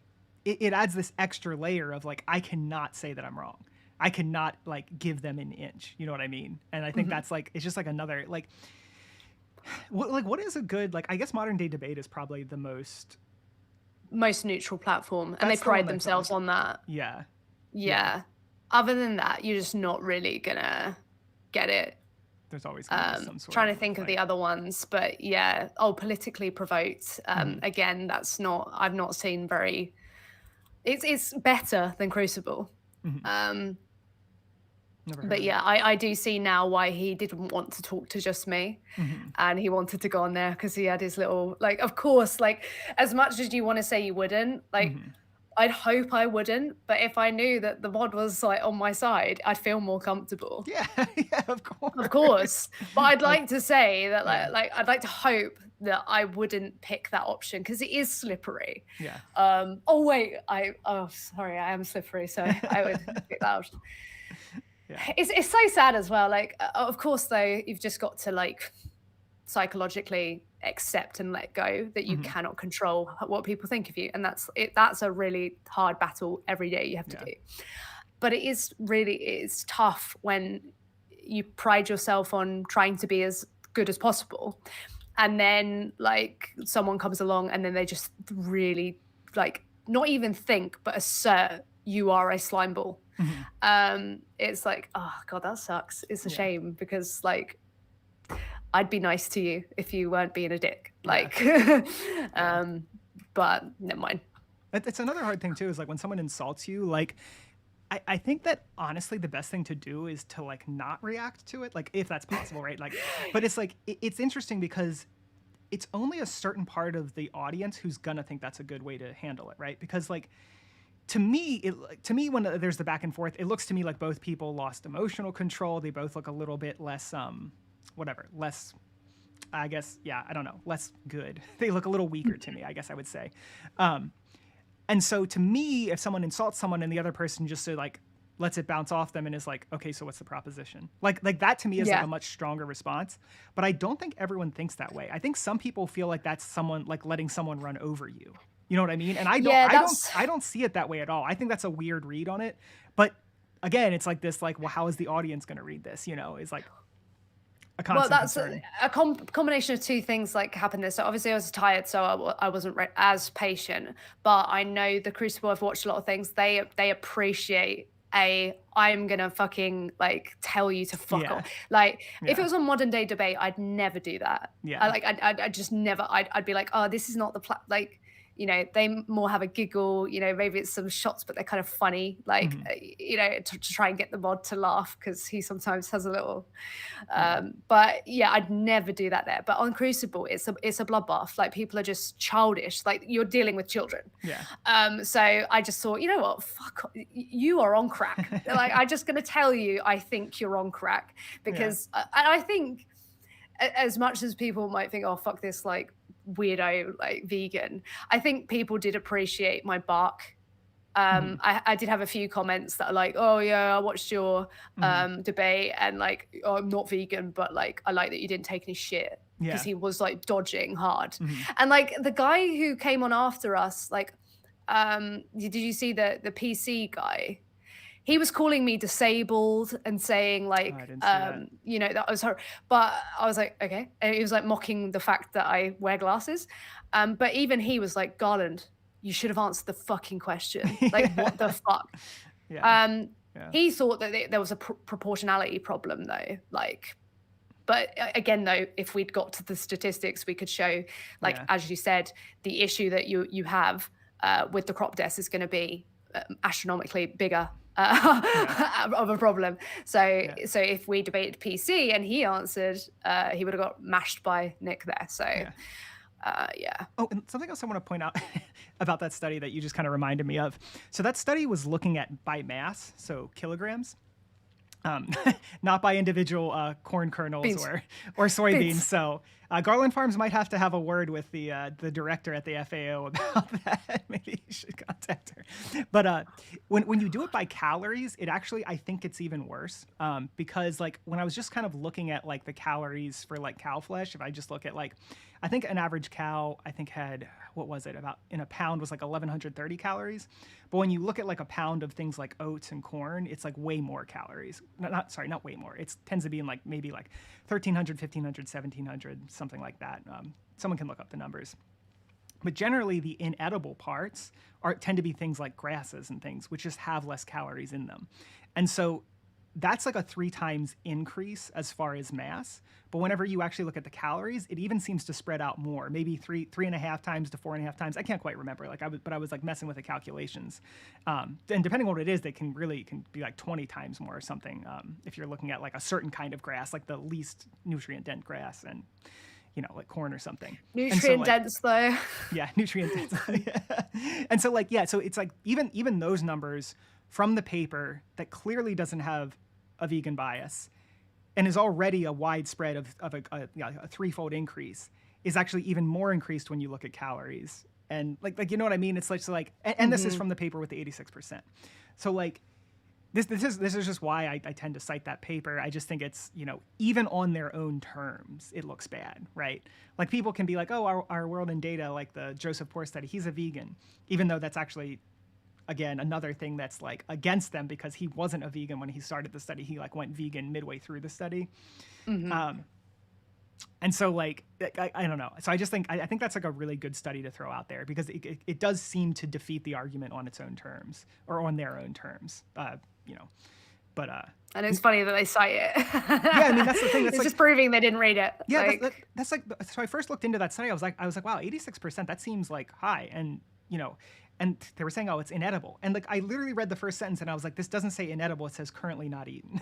And then I read the next few sentences, and I'm like, this is totally like what this is opposite land. What is going on here? Yeah, it's like alfalfa, for example, is actually something that's quite nutritious, and it could be eaten, but it isn't. It's used primarily to feed animals. Like that's its main purpose. Like, so yeah, that would be an example of something that's like not inedible. It's just currently not really utilized for human consumption. Yeah, and there's part of the soy in that too that is like just not currently eaten but could be eaten. And there's even like another part of it that I was like looking up, and it like they think it might have some sort of like functional medicinal properties and things. But this is like the other thing with like the innovation stagnation fallacy I was talking about. By the way, that's not a real fallacy. I don't know if there is a real fallacy that is expressing what I mean here, but that's just what I call it in my head. But like, I think the other thing is like the people think those inedible parts, you either feed them to animals or like there's nothing to do with them. You just have to set them on fire, right? And first off, there's already things you can do with them. But again, were we to remove animal agriculture, you'd immediately start to see giant composting facilities that would compost that or would process it into something useful. Like, we just dump it. Yeah, they're not just gonna be like, well, set it on fire. Like clearly someone is gonna figure out that's a lot of biomass, like people use it for like green manure and stuff. And like, so yeah, I don't know. It's just like, just other stuff, just for people to kind of know, like, if you do get into this argument, Yeah, I mean, he doesn't even just do this with like crops. He does it with supplements as well. He tried to say to Avi and PP, do you guys eat supplements? It's like animals are supplemented in the industry. Like, I just, again, a problem if you have it.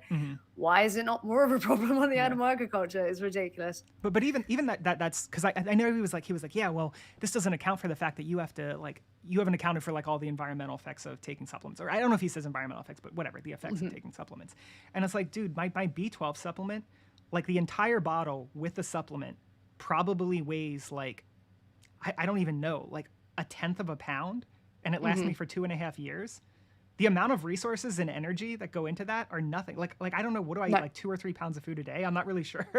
But like this is like a rounding error, if that. You know what I mean? So it's just like these things are so. Oh, the other thing they say is about like why focus on calories. And so I just, while we're in the stream, I just want to address that real quick too. And again, these aren't like super formal addressing of the critiques. Like I could do a video that like goes more in depth on this stuff, but like. I think maybe we should address it. A different video? No, yeah, I mean, I think we should do a video. I think we should. And yeah. Should I shut the fuck up right now? And no, I think you should mention it here, and then we should do a more formal version. Okay. Yeah, because I want to do something with Chris, and I don't know if maybe we could do a three-way. You know what I mean? Oh yeah, I love it. That sounds hot. So the thing with like, I see people do this a lot with studies. Is there'll be like, well, yeah, why did they use calories, or why did they do this, or why did they do that? And what oftentimes seems to be implied is that they looked at calories, therefore throw this study out. Every study, everything they look at, everything has trade-offs. Like if you look at calories, you're going to get some information, but sacrifice others. If you look at mass, you're going to get some information, sacrifice others. If you look at protein, same thing. So whenever we look at things in studies, there's always trade-offs. The fact that a study has trade-offs doesn't mean it's a bad study or we should totally throw it out. It just tells you what the study's looking at. And so the reason so that study, when they're looking at mass, but I actually do think calories tends to be more important here, because calories is what you need to actually live. And what I see, at least in these like more carnivore spaces or whatever, I don't even call that like an anti-vegan space, I'm not sure, but is that people are like, yeah, calories, yeah, so anyone can live on empty calories. And it's like, but these aren't empty calories. Like these calories are coming with a bunch of other stuff. And so like, again, and then they'll say, well, this has more B12. Yeah, but also like if you look at B12, yeah, it's gonna look better on the animal side, right? But if you look at fiber, it's gonna look better on the plant side. If you look at vitamin C, you know, and so like you can pick and choose different nutrients, and yes, foods are gonna have different nutrients in them, right? But the thing is to overcome like a 3 times and maybe even 4 times when we're looking at like a caloric difference here is going to be massive. I messed around with it a little bit, and this is again, I haven't done a formal thing on it, but I messed around with it in like a nutrition app, and like even when you're looking at a bunch of other metrics, the plants still win, especially after you factor in this 3 to 4 times multiplier. You know what I mean? Like at that point, like when you're looking down all the different like whatever B1, B2, like I don't know, whatever else, you know, iron, things like that, right? The plants are still winning. You're still getting way more of the nutrients out of these things. You know what I mean? When you look at it, like the one thing that you don't get is B12. That's the and vitamin D. Those are the two that you like need to supplement. And so then the question is, okay, is like these super like lightweight, like non-mass intensive supplements, you know, where I buy a bottle and like it lasts me a year or something, is that somehow creating more whatever it is you want, rights violations, environmental degradation, whatever it is that you might want to be talking about, you know, in a given moment. Yeah, and given that cobalt is like often like one of the big ones that's supplemented in animals to begin with. Yeah. Yeah, so it's like, okay, is that factored in also? Like whatever. But yeah, so even when you factor in protein, that's, and I don't know, should I show this in the paper? Maybe I should show one more thing. Yeah, go on. I know, I actually have to get back to work. Yeah, it's okay. I need dinner as well. Like, I'm so hungry. I want to show one thing here, which I think is an interesting thing in this paper. Hold on, let me just find it real quick. Okay, yes, this is an interesting part of the paper. Again, so okay, so if you look here, so this is where it's talking about. Where is it? This is talking about, in contrast, industrial monogastric systems range from 2.9 to 5.2 kilograms of edible protein per kilogram of protein product. Okay, so this, earlier we were just talking about the amount of edible feed, just overall, and now this is going to be talking about protein, right? And so what they say is ruminant systems altogether with backyard pig and poultry systems produce close to 41 megatons of animal protein per year, while consuming about 37 megatons of human edible feed protein. Okay, and so what that would say is that, well, we do actually get like a protein upcycling, okay? Now, even if that were true, we could still have enough protein and we would be getting lots of other stuff, and obviously there's tons of other benefits. So even if that were true, that wouldn't be like a reason. That wouldn't be like, oh, well, now we have to continue animal agriculture, right? But this is what I think is funny about this paper. And I don't want to get too conspiracy theory here, but it is just kind of funny how this shows up in the paper. So it says, okay, about a 37, so there's like a 4 million megaton, sorry, let me just read it. That means they make a positive net contribution to human edible protein availability of about 4 megatons per year. Okay, cool. Well, that seems like an interesting thing. I guess I'll just continue reading here.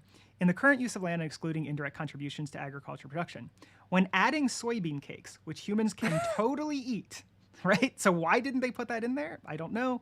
But when adding them back in this little tiny last bit of a sentence here, right before you get to here, that you could switch over, like, I think really easily, they represent a deficit of 11 megatons of protein per year.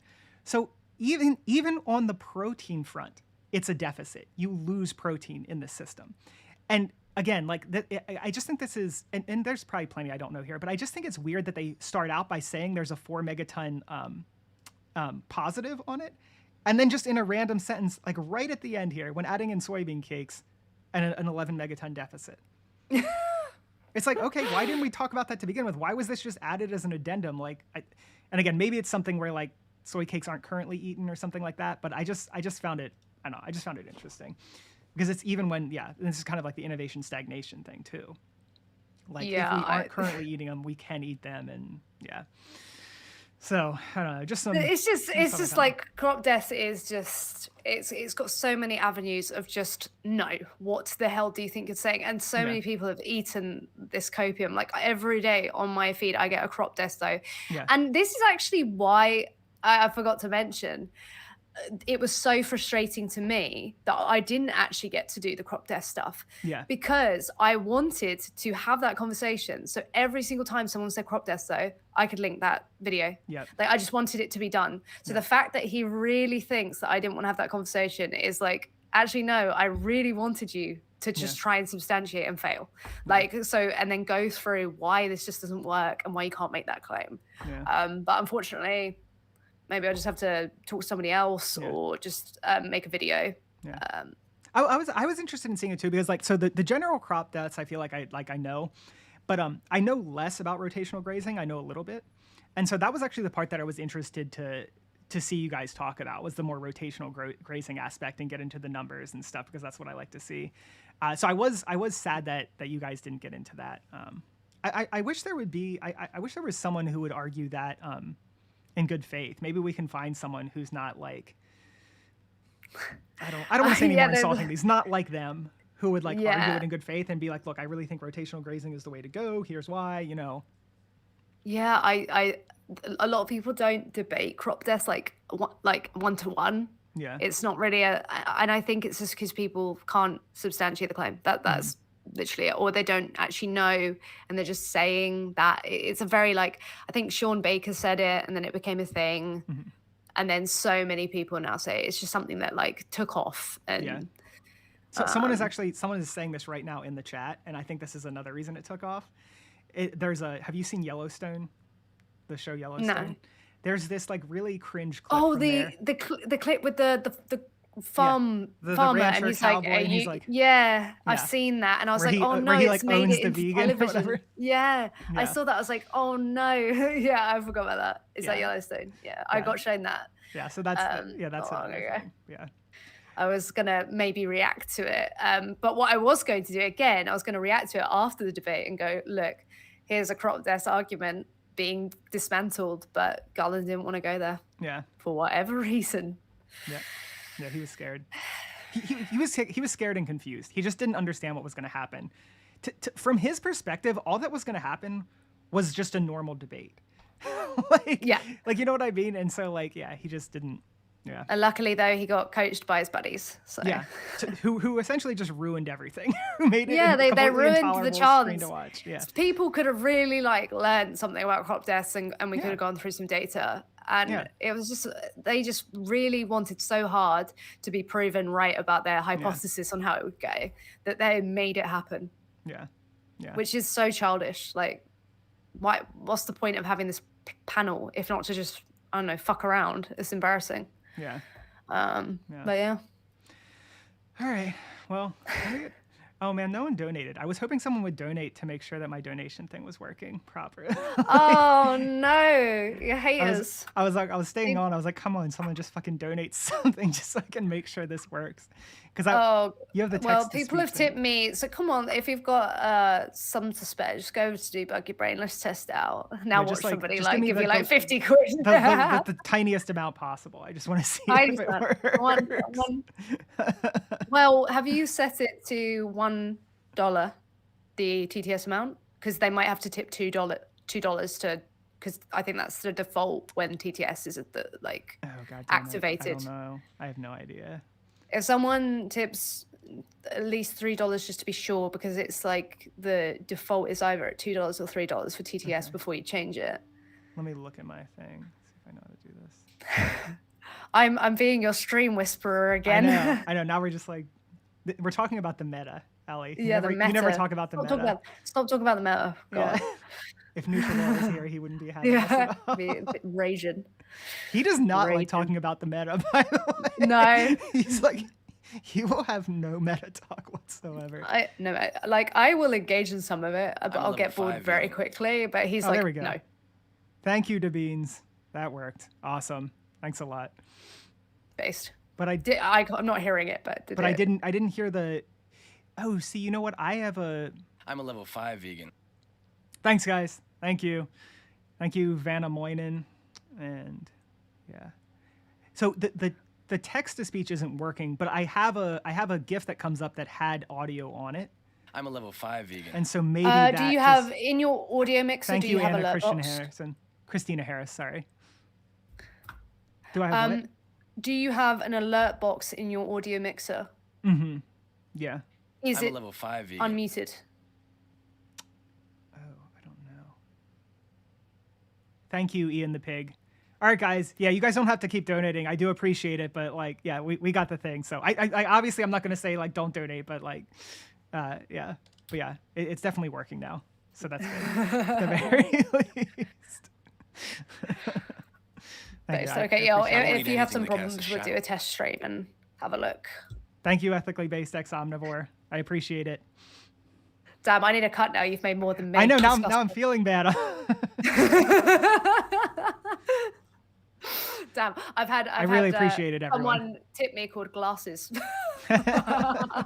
Glasses though. So yeah, I'm a glasses level though. 5 vegan. Thank But you, yeah, Beans. was there anything else? Because I might like address my chat and then go and make vegan chicken wings. I don't think so. I'm so I'm probably hungry. gonna have you like live stream whisper me after this because someone just said pin the donations. I don't know what that means. So I'll probably do it all off I stream. hope you get damn, like, I'm gonna this is start how I learn charging by stuff. the Yeah, hour. you should. I'm like, You should. I'm a PA to quite a few Yeah. people at this point, and I'm just like, but spreading the joy, spreading Yeah. the love, spreading the, it's the indoctrination, it's the cult, it's Yeah. part of the game. You've got to spread your knowledge, spread your seed. I think If I had any seed to give, this is my seed. Take my seed. I think this is the problem. Like, I'm not someone who watches streams, so I don't like understand stream culture at all. And so almost all the stuff is just like people in my chat being like, why don't you do this? Why don't you do this? Why don't you do this? And I'm like, excuse me, Ellie. Like, how do I do this? People keep asking me. Yeah, and it's a lot to wrap your head around. So I'm sure most people would be willing to help. Yeah. But yeah, But you're my person now. Like I've latched on to you. Yeah, you've latched So, on. yeah. Oh goodness. There's no escape. Yeah, okay. As soon as Justin's a stream lord, stream queen, Yeah. you know who made him. I will. We'll have an official. I feel like I need to put a crown on once I figure all this out. We'll have a little stream Yeah, queen well, don't worry. celebration for me. I will milk you of things that you know. I would just be like, right, I need you for this. Okay, help me. I got things I could ask. And what goes around comes around. There We you go. got Yeah, this. yeah. Just trading a little quid pro quo. You got to do it. Trade your shit. What's Yeah. that? Oh, Skillshare. We're just doing some internal Skillshare. Yeah, here. there you go. Yeah, that's what you do. All right. Well, Yeah. thank you so much for having me, and I hope that you, because I was able to vent my frustrations, Yeah. and it seemed to piss you off. Like, I feel it's cathartic for both of us. yeah, I feel bad. Like, it's nice when it's just like, yo, what the fuck just happened, and Yeah. people are just like, you got. Why were they being just so shit? So it was nice. But yeah, I should have been mean. I should have been. That could have been funny too. It would have been great. Yeah, Yeah. like I Just can lean play. into I it. can play mean. I Yeah. just choose not to. Yeah. But I do never kind of mind, want to hey. make a sound. I want to make whenever someone makes a donation, you say, "Stop being such a cunt." I mean, I can make it for you. I can send that your way. I can send that your way. Hell yeah! If that's what you want, I'll give it to you. Okay. Clip me at my meanest moment. It doesn't happen often. Like I'm very like chill. I know I kind of go off in my videos, but if someone's right in front of me, like I'm not gonna just be unhinged in front of them. But sometimes someone just needs to be called a cunt. It just needs to happen. And Jim Bob actually is a cunt. So I feel no regrets. No regrets. No, the only regret I have is that we didn't kick him the fuck out. Like, that's it. Yeah. You should have. Yeah, you should have just cut that off right at the beginning. Been like, nope. Sorry, bruh. No, sorry, bruh. Out you go. Not happening today. Oh, God. Well, yeah. Do you want to say something for my stream, just who are listening, just in case they don't know you? I know that we probably have quite a lot of stream overlap. Oh yeah, I don't even think about that anymore. Yeah, so my channel, I'm Debug Your Brain. I've got a YouTube channel where I talk about all sorts of vegan stuff. I do outreach. I kind of talk about like ways to address certain objections. I kind of focus on a lot of like fallacies, biases. I do a lot of kind of like psychology, persuasion, that sort of thing. I'm also on TikTok, Instagram, and Facebook. I don't go on Facebook as much, but yeah, you can find me on all those. Debug Your Brain, just as it sounds. So. If you didn't gather, he's kind of a nerd. It's just like, wow, kind of like down like a nerd. It's kind of nerd I want to be, but like my brain capacity is just I'm always like here. So I don't think that at all. I think you're very smart, Ellie. I don't oh know. my god, I've managed to connive again. I've done it. I've been slippery. I've fooled you. Oh, again, my slippery tactics just working. I'm just too good. Just never. God. I might be biased though, so. Yeah, just a bit. God, vegans, a monolith. Like you all just like each other. It's we're amazing. a No hive fighting, mind. no infighting here. None at all. But yeah, definitely subscribe to Debug Your Brain. He's a salad certified. Can you just say I'm a salad? Like just so I want to. Sure, I'm a salad. Hey. I feel like I put a little bit of mustard on it there at the end, a little English. Salad. Salad. Salad. But yeah, thank you for having me on your channel as well. Oh wait, Especially yeah. So it's yeah, like that's the other thing. Like, Ellie, why don't you say You who forgot. you are? You forgot. I don't think I just said vegan right. gays and didn't really. Yeah, I'm vegan gaze. My name is Elle.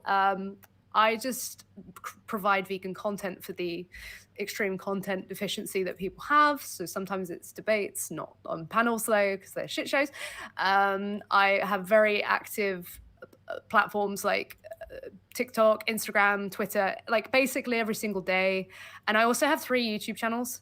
People don't maybe yet know, but I hate myself. Like what I want you to come away from this is I clearly like hate myself and I need to like work through that. I thought I'd like solve that problem, but apparently like having 3 channels and talking to Garland Farms willingly. No, there's clearly some masochism going on here.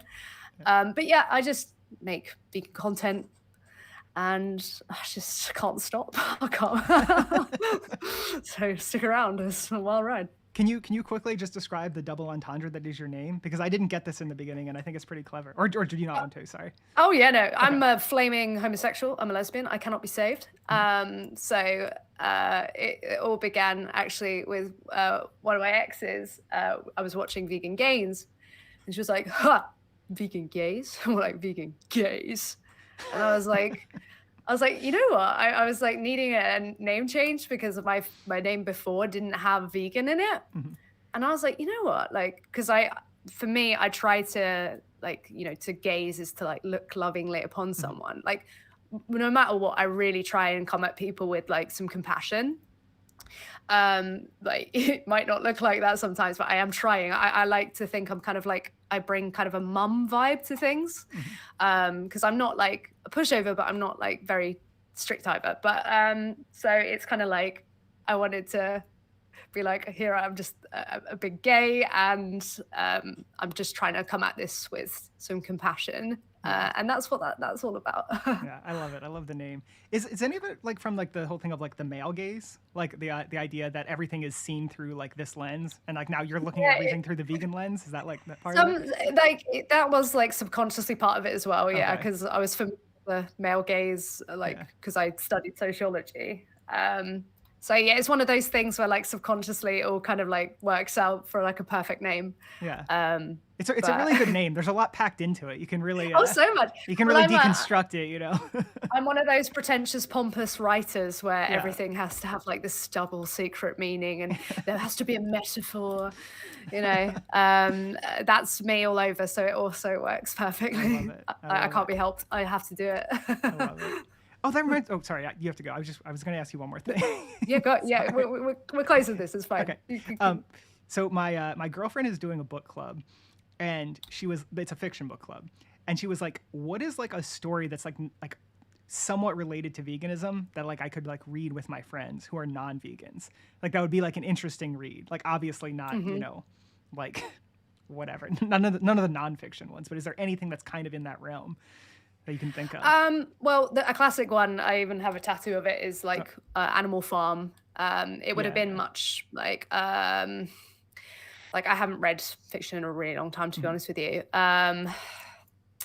Now that you're asking me and putting me on the spot, I like actually cannot answer, but I can give you some references afterwards, like when my brain comes back. But yeah, I've half written quite a few. Like one again is kind of a double entendre. It's called The Seaman. So you can imagine it is the dairy industry critique. And you can imagine what's happening there. I love a double entendre. It's like my favorite thing. Second only to the alliteration is second only to a double entendre. Okay. So I love it. All right. But yeah. All right. Well, yeah, I'll be looking for a list coming from you soon. I'll give you a list, and yeah, we should do a 3-way conversation with Chris about all the data we've got, because I think we should just make a really solid crop desk video. A crop desk video. Yeah. And Chris has got something that just completely just shits all over Garland from another angle. So just shit everywhere all together. I think collaboration will make it beautiful. Shit trifecta. I like it. Yeah. All right, super. Well, thank you for having me. Yeah, and thanks for everyone coming. go subscribe to Debug. Yep. Subscribe to Vegan Gaze as well.